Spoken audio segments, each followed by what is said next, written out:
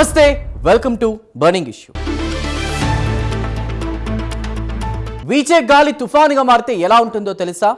ఇన్నాళ్ళు పవన్ కళ్యాణ్ రాజకీయాలను ఒక లెక్కలో చూసిన వారికి ఆయన తాజా ప్రసంగం ఒక గట్టి హెచ్చరిక.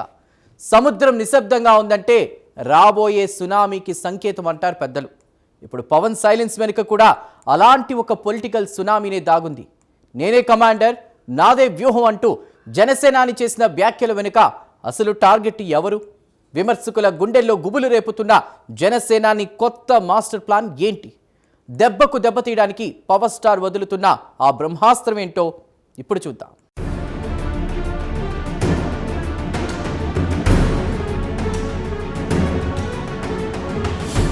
జనసేన అధినేత పవన్ కళ్యాణ్ రాజకీయ ప్రయాణంలో ఒక స్పష్టమైన మార్పు కనిపిస్తోంది. కేవలం ఆవేశంతో ఊగిపోయే నాయకుడిగా కాకుండా అత్యంత పరిణితి చెందిన రాజకీయ నేతగా ఆయన తన వాయిస్ వినిపిస్తున్నారు. తాజాగా ఆయన చేసిన ప్రసంగం ఒక స్పెషల్ స్టోరీగా, ఒక పొలిటికల్ మాస్టర్ క్లాస్ లాగా సాగింది. తన పార్టీ శ్రేణులకు, ప్రత్యర్థులకు, అలాగే విమర్శకులకు ఆయనిచ్చిన క్లియర్ కట్ మెసేజ్ ఇప్పుడు రాష్ట్ర రాజకీయాల్లో హాట్ టాపిక్గా మారింది. తన నిర్ణయాల్లోని క్లారిటీని, తన ఆలోచనా విధానంలోని డెప్త్ని ఆయన ప్రజల ముందుంచిన తీరు అనేక కొత్త రాజకీయ సమీకరణాలకు స్పష్టమైన సంకేతాలిస్తోంది. విమర్శలకు చెక్ పెడుతూనే పార్టీ భవిష్యత్తుపై ఆయనిచ్చిన స్ట్రాంగ్ వార్నింగ్ ఒక సరికొత్త పవన్ కళ్యాణ్ని మనకు పరిచయం చేస్తోంది.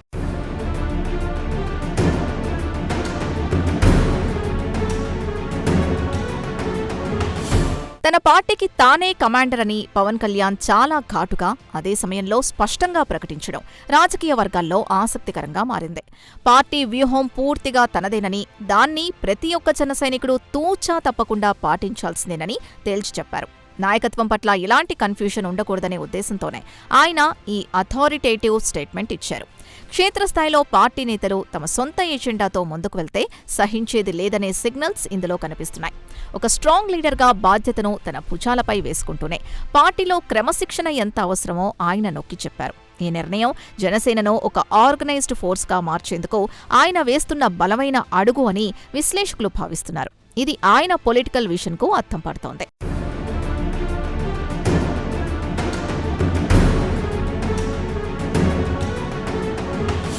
ప్రస్తుతం రాజకీయ పరిస్థితుల్లో కూటమిలో చేరాల్సిన అవసరాన్ని ఆయన చాలా ప్రాక్టికల్గా వివరించారు.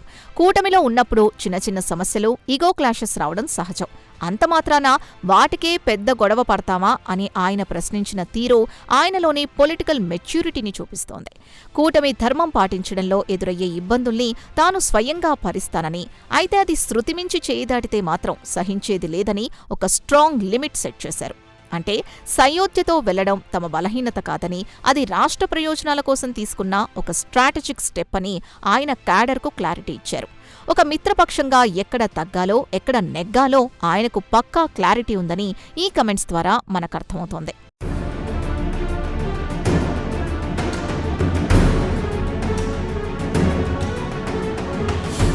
రాష్ట్రంలో గత కొంతకాలంగా జరుగుతున్న ఒక పెద్ద దుష్ప్రచారంపై పవన్ కళ్యాణ్ కుండబద్దలు కొట్టారు.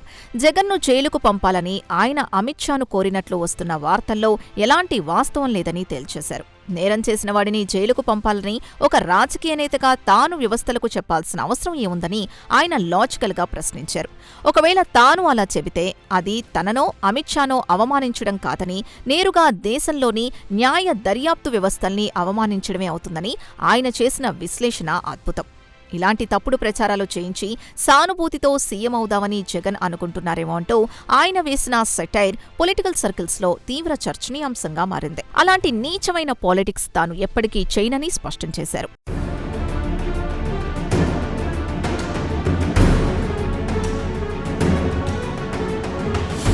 రాజకీయాల్లో శత్రువు వీక్గా ఉన్నప్పుడు కొట్టడం కరెక్ట్ కాదని, వారు బలంగా ఉన్నప్పుడే ఢీకొట్టాలని పవన్ చెప్పిన మాటలు ఆయన క్యారెక్టర్ని ఎలివేట్ చేస్తున్నాయి. ఒకరు జైలుకెళ్తే జనసేన ఎదుగుతుందనో, పవన్ కళ్యాణ్ సీఎం అయిపోతారనో అనుకునే మైండ్ సెట్ తనకు లేదన్నారు. చంద్రబాబు నాయుడు కష్టకాలంలో జైల్లో ఉన్నప్పుడు పుండు మీద కారం చల్లినట్లు వ్యవహరించి రాజకీయ లబ్ధి పొందాలని చూస్తే అది నైతికం అనిపించుకోదు కదా అని ఆయన లాజికల్గా వివరించారు. కష్టంలో ఉన్నప్పుడు అండగా నిలబడటమే అసలైన రాజకీయమని నమ్మే పవన్ కుయుక్తులతో ఎదురయ్యే విజయాలను ఏమాత్రం కోరుకోవడం లేదని దీన్ని బట్టి అర్థమవుతోంది. శత్రువుని సైతం గౌరవించే ఒక హుందాతనం ఆయన ప్రసంగంలో చాలా స్పష్టంగా కనిపించింది. ఇది ఆయనలోని నిజాయితీకి ప్రతీక.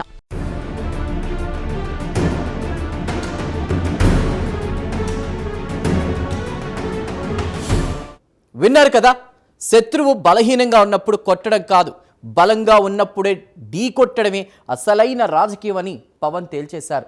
జగన్ జైలుకు వెళ్తే సీఎం అయిపోవచ్చన్న కుయుక్తులు తనకు లేవంటూ కుండబద్దలు కొట్టారు. అయితే జనసేన శ్రేణులకు ఆయన ఇచ్చిన ఆ స్ట్రాంగ్ వార్నింగ్ వెనుక ఉన్న అసలు వ్యూహం ఏంటి? పిఠాపురం పాలిటిక్స్పై ఆయన ఎందుకు ఆసక్తి వ్యాఖ్యలు చేశారు? ఆ వివరాలు ఇప్పుడు చూద్దాం.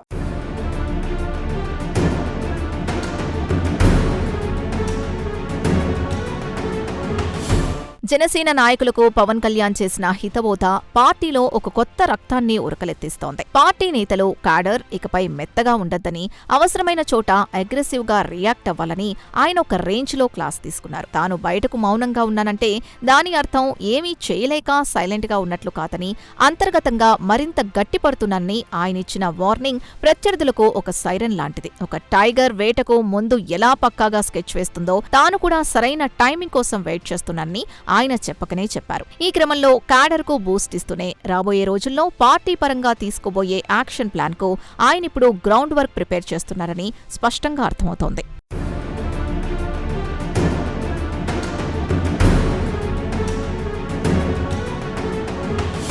పిఠాపురంలో టీడీపీ నేతల వ్యవహార శైలి వల్ల జనసేన క్యాడర్కి కలుగుతున్న చికాకులపై పవన్ చాలా లౌక్యంగా రియాక్ట్ అయ్యారు. ఎమోషన్స్ ను పక్కకు పెట్టి లాజిక్తో ఆలోచించేలా ఆయన క్యాడర్కు గైడెన్స్ ఇచ్చారు. మంగళగిరిలో జనసేన అనవసరంగా కలగజేసుకోవడం లేదు కదా, అలాగే పిఠాపురంలో వాళ్ళు ఎలా కలగజేసుకుంటారని మన వాళ్ళు అడగచ్చు. కానీ దానికే మనం పంతాలకు పోయి గొడవ పెట్టుకుంటామా అని ఆయన వేసిన ప్రశ్నలో ఒక డెప్త్ ఉంది. చిన్న చిన్న ఈగో ఇష్యూస్ వల్ల అసలు టార్గెట్ మిస్ అవ్వకూడదనేది ఆయన ఆలోచన. లోకల్ పాలిటిక్స్లో ఇలాంటి ఇష్యూస్ కామన్ అని, వాటిని సానుకూల దృక్పథంతో డీల్ చెయ్యాలే తప్ప అలజడి సృష్టించుకోకూడదని ఆయన జనసైనికులకు ప్రాక్టికల్ క్లారిటీనిచ్చారు. ఇది పొలిటికల్ డిప్లొమసీకి బెస్ట్ ఎగ్జాంపుల్.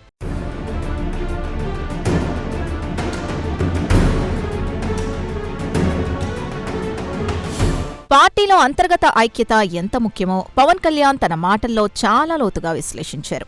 జనసేన నేతలు, క్యాడర్ అంతా ఒక్కతాటిపై ఉండి కలిసికట్టుగా పనిచేస్తేనే పార్టీ బలం రెట్టింపవుతుందని ఆయన హితవు పలికారు. గతంలో జనసేన కేవలం గెలవడం కోసం మాత్రమే పోరాడలేదని, ఆత్మగౌరవం కోసం, ప్రజల పక్షాన నిలబడటం కోసం పోరాడిందని ఆయన గుర్తు చేశారు.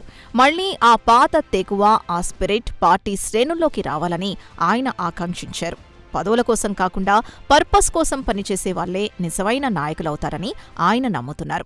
ఆ దిశగా ప్రతి జనసైనికుడు తమ బాధ్యతను గుర్తెరిగి ప్రజల సమస్యలపై రాజీలేని పోరాటం చేయాలని ఆయన తన ప్రసంగం ద్వారా ఒక స్ట్రాంగ్ మోటివేషనల్ పుష్ ఇచ్చారు. ఈ మాటలు శ్రేణుల్లో కొత్త ఉత్సాహాన్ని నింపుతున్నాయి.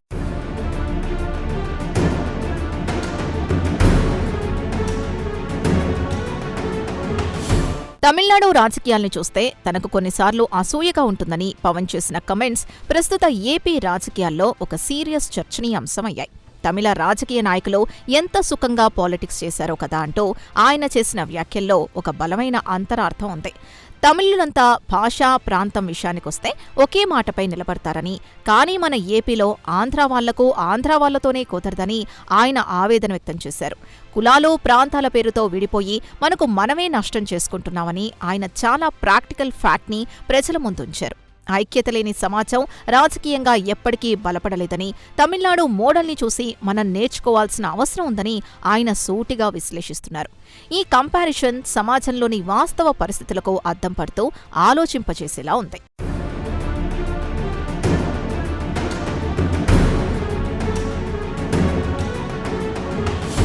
తమిళ రాజకీయాలను చూసి నేర్చుకోవాలి అంటూ పవన్ చేసిన విశ్లేషణ నిజంగా కళ్ళు తెరిపిస్తోంది కదూ. ప్రాంతం కోసం వారంతా ఒకటైతే మనమెందుకు విడిపోతున్నామన్న ఆయన ఆవేదనలో ఎంతో అర్థం ఉంది. ఇక తన ఎదుగుదలను వాడుకుని వెన్నుపోటు పొడిచిన వారిపై జనసేనాని ఎలా ఫైర్ అయ్యారు? ప్రజల కష్టాలు తీరిస్తే ఆస్కార్ వచ్చినంత ఆనందం అంటున్న పవన్ ఎమోషనల్ యాంగిల్ ఏంటో ఈ స్టోరీలో చూద్దాం.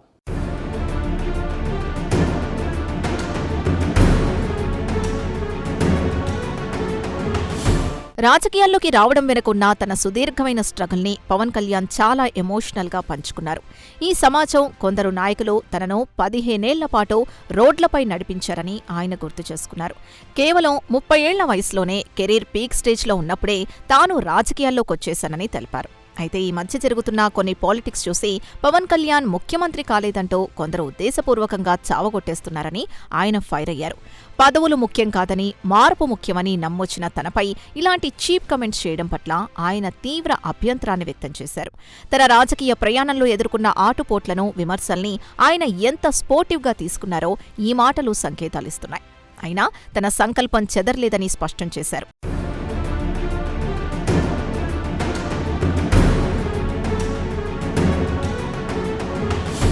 ఒక హీరోగా తనకు ఇండస్ట్రీలో చక్కని స్టార్డమ్ ఉన్నప్పటికీ కేవలం జనం కష్టాలు తీర్చాలన్న ఒకే ఒక్క తపనతోనే తాను పాలిటిక్స్లోకి ఎంట్రీ ఇచ్చానని పవన్ స్పష్టం చేశారు. డబ్బు, పేరు, ప్రఖ్యాతుల కోసం తాను రాలేదని, సామాన్యుడి గొంతుకగా మారాలన్నదే తన లక్ష్యమని ఆయన వివరించారు. ప్రజల సమస్యల్ని పరిష్కరించినప్పుడు దక్కే ఆత్మ సంతృప్తికి మించిన అవార్డు మరొకటి లేదన్నారు. ఒక సమస్య సాల్వ్ చేస్తే తనకు ఏకంగా ఆస్కార్ అవార్డు కొట్టినంత ఆనందం కలుగుతుందని పవన్ వెల్లడించిన తీరు ఆయనలోని కల్మషం లేని సేవా దృక్పథాన్ని చూపిస్తోంది. పాలిటిక్స్ ని ఒక బిజినెస్ లాగా కాకుండా ఒక బాధ్యతగా ఫీల్ అయ్యే నాయకులు అరుదుగా ఉంటారు. అలాంటి అరుదైన కోవలోకే పవన్ వస్తారని ఆయన భావజాలం ద్వారా మనకర్థమవుతోంది.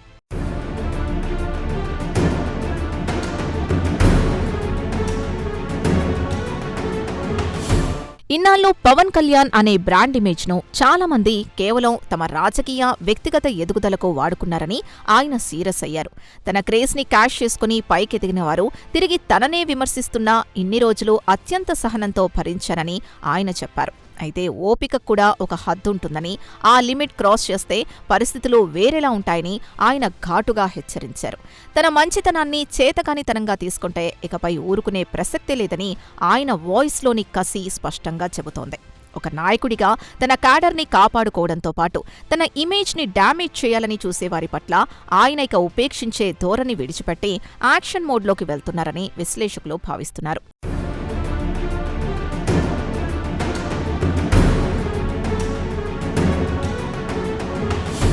ఇన్నాళ్లు తన బ్రాండ్ ఇమేజ్ని వాడుకున్నా భరించానని, కానీ ఓపికకు కూడా ఒక హద్దు ఉంటుందని పవన్ ఇచ్చిన వార్నింగ్ రాజకీయ వర్గాల్లో ప్రకంపనలు రేపుతోంది. ఇకపై ఎవరిని ఉపేక్షించేది లేదని, గెలుపోటముల భయం తనకు లేదని ఆయన స్పష్టం చేశారు. రేటింగ్స్ కోసం నోరు పారేసుకునే యూట్యూబ్, టీవీ ఛానళ్లకు ఆయన ఇచ్చిన ఆ క్లియర్ కట్ మెసేజ్ ఏంటో ఇప్పుడు తెలుసుకుందాం.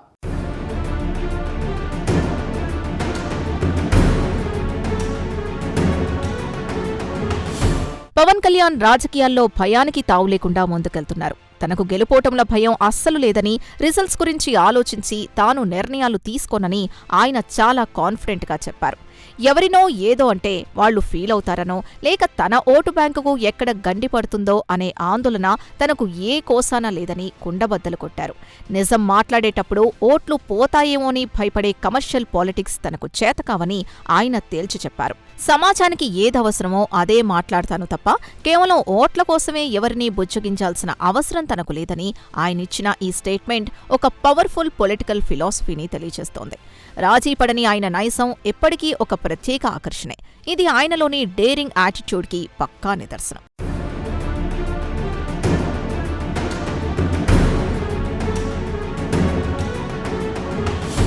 జనసేన మీద, తన మీద అనవసరంగా రాళ్లు వేసేవారి పట్ల పవన్ కళ్యాణ్ స్ట్రాంగ్ వార్నింగ్ ఇచ్చారు. దారిన పోయేవారెవరో ఇష్టం వచ్చినట్లు కమెంట్స్ చేస్తే ఇక ఏమాత్రం ఊరుకోబోనని ఆయన పరోక్షంగా హెచ్చరించారు. నోరు మంచిదైతే ఊరు మంచిదవుతుంది అన్నట్లుగా విమర్శించేవారు హుందాగా వ్యవహరిస్తేనే గౌరవం దక్కుతుందని ఆయన సంకేతాలిచ్చారు. కొన్ని టీవీ ఛానళ్లు, యూట్యూబ్ మీడియా కేవలం రేటింగ్స్ కోసమో, ఎవరి ఎజెండానో మోస్తూ ఇష్టం వచ్చినట్లు మాట్లాడతామంటే, ఊరికే విమర్శలు చేస్తామంటే మూల్యం చెల్లించుకోక తప్పదని ఆయన క్లియర్ కట్గా తేల్చేశారు. భావ ప్రకటనా స్వేచ్ఛ ముసుగులో వ్యక్తిత్వ హననానికి పాల్పడితే లీగల్గా, పొలిటికల్గా ఎదుర్కొనేందుకు జనసేన సిద్ధంగా ఉందని ఆయన ప్రత్యర్థులకు గట్టి వార్నింగ్ ఇచ్చారు.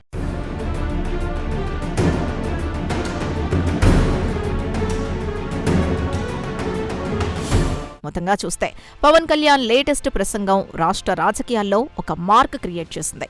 ఆయన కేవలం పార్టీ అధ్యక్షుడిగా మాత్రమే కాదు, ఒక విషనరీ లీడర్గా తన పాత్రను డిజైన్ చేసుకున్నారు. ఇటు పార్టీ శ్రేణులకు దిశానిర్దేశం చేస్తూనే అటు ప్రత్యర్థులకు తాను ఎంచుకున్న మార్గాన్ని చాలా క్లియర్గా ఎక్స్ప్లెయిన్ చేశారు. ఒక పరిణితి చెందిన రాజకీయ నేతగా ఆయన వ్యూహాలు ఇప్పుడు అందరి దృష్టిని ఆకర్షిస్తున్నాయి. అలాగే తీవ్ర చర్చనీయాంశంగా మారాయి. సహనం, సమయం, వ్యూహం ఈ 3 అస్త్రాలతో పవన్ కళ్యాణ్ ముందుకు వెళుతున్న తీరు రాబోయే రోజుల్లో ఏపీ పాలిటిక్స్లో ఎన్నో సంచలనాలకు దారితీస్తుందని విశ్లేషిస్తున్నారు. ఏదేమైనా ఈ ప్రసంగం జనసేన పార్టీ భవిష్యత్తుకు ఒక స్పష్టమైన బ్లూ ప్రింట్ని అందించింది అనడంలో ఎలాంటి సందేహం లేదు.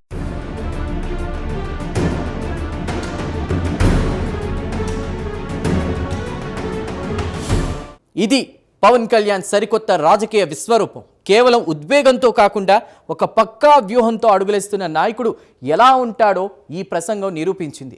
రాజీ పడని పోరాటం, స్పష్టమైన గమ్యం ఉన్నప్పుడు ఎన్ని విమర్శలు వచ్చినా ఆగేది లేదని జనసేన అని తేల్చేశారు. మరి ఈ పరిణితి చెందిన పాలిటిక్స్ రాబోయే రోజుల్లో ఏపీ రాజకీయాలను ఏ విధంగా మార్చబోతుందో కాలమే సమాధానం చెప్పాలి.